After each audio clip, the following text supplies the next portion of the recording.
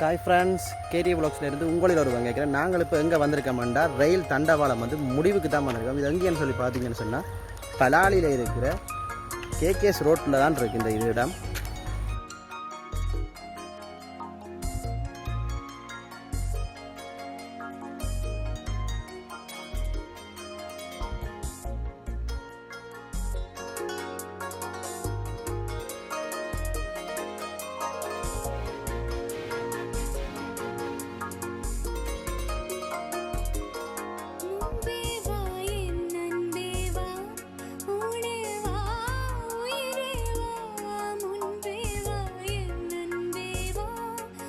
பூவாய் பூ பூ